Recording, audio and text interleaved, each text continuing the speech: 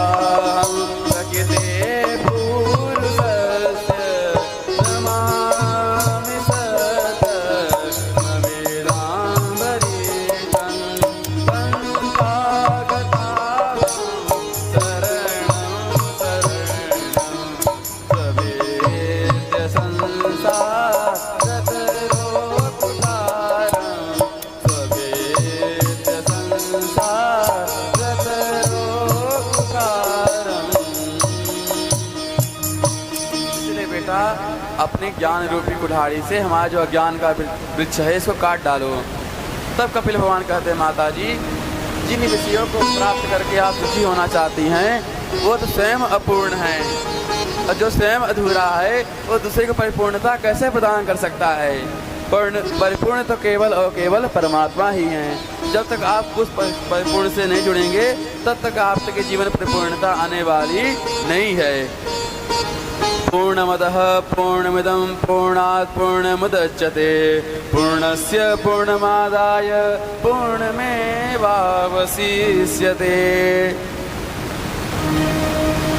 तो देवहूति माँ कहती है, बेटा आखिर में उस परिपूर्ण से जुड़ा कैसे जाए, इसका उपाय क्या है?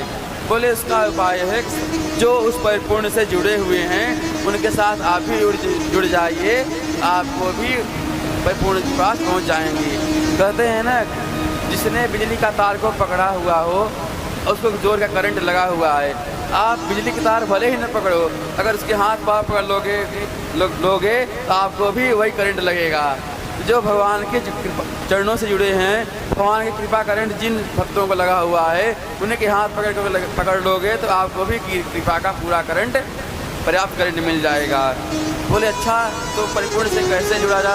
बोले उनके जुड़ने का उपाय है साधु संत महात्मा जो हैं उनका संग करो। बोले अच्छा माता, बोले बेटा साधुओं का संग करूं, परंतु सच्चे साधु हैं कहाँ, उनकी पहचान क्या होती है? क्योंकि संसार में सच्चे के साथ साथ नकली भी साधु आ रहे हैं। अरे और कहते हैं ना कि आजकल आज के परिवेश में असली से ज़्यादा नकली आकर्षक होते हैं। जो असली घी होता है उसकी पैकिंग कम रहती है, और जो नकली घी होता है उसका पैकिंग बड़ा जोरदार करते हैं। तो सच्चे साधु हैं, इसका पहचान क्या है? कपिल भगवान कहते हैं माता जी, यह 5 लक्षण जिनके अंदर घटित हों उनको ही आप साधु मानिए। क्या? तितिक्षवः कारुणिकाः सुहृदः सर्वदेहिनां अजातशत्रवः शान्ता साधवः साधुभूषणा साधवः साधुभूषणा। संतों के पहला लक्षण क्या है? तितिक्षवः। संत जो होते हैं वो तितिक्षु होते हैं। तितिक्षु माने अपमान सम्मान से दोनों में समान रहते हैं। कौन मुझे माला पहना रहा है उस पर प्रसन्न नहीं होते हैं, और कोई मुझे धक्का मार कर निकाल दिया तो उस पर दुखी नहीं होते हैं। जो हर परिस्थिति में समान रहें उसे तितिक्षु कहते हैं। दूसरी विशेषता है कारुणिकाः।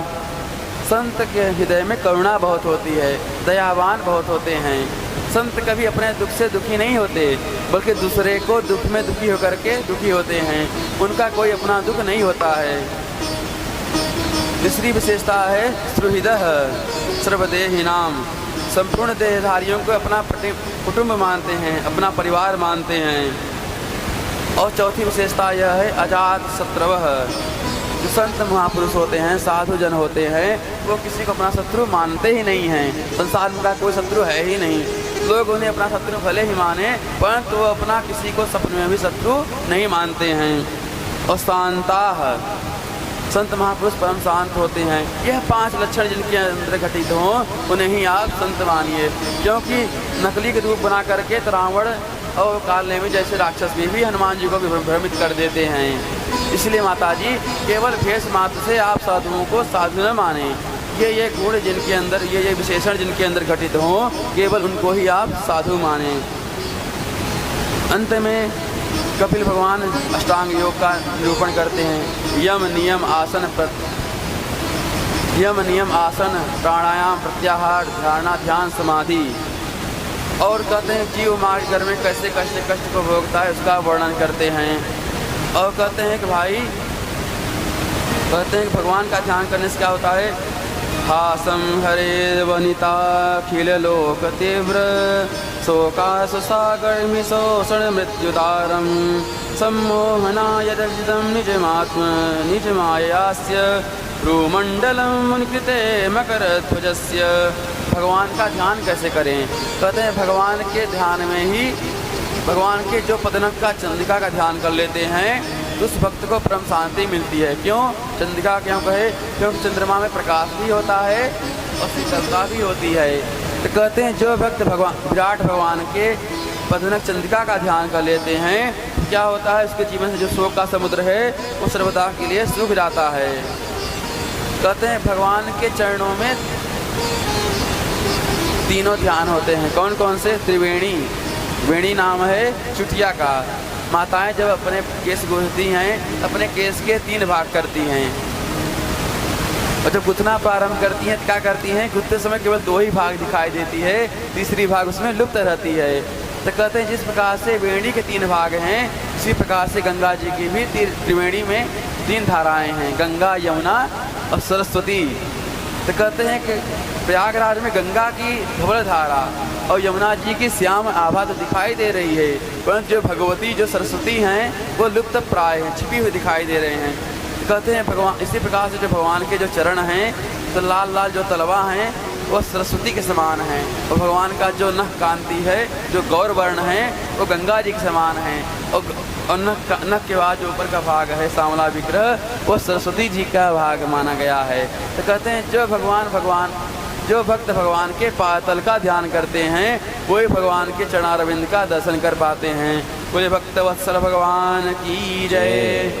अंत में कहते हैं माता जी अहम सर्वेषु भूतेषु भूतानां स्थितः सदा तम वज्जाय माम मन्त्य कुर्ते चाय विडम्बनम।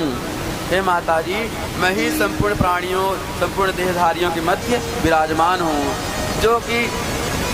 जो भक्त मुझसे प्रेम करते हैं और मेरे हुए बनाए हुए भक्तों से द्रोह करते हैं, वो उनका किया हुआ साधना कभी सफल होने वाला नहीं है।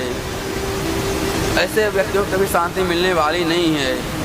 जो केवल देवालय में ही मुझे मानते हैं और देवालय से अलग सबका अपमान करते हैं, वो उसी प्रकार से जैसे भस्मनिव ज्योत्स, जैसे कोई राख में हवन कर रहा हो, तो राख में हवन करने से क्या हवन की सार्थकता है?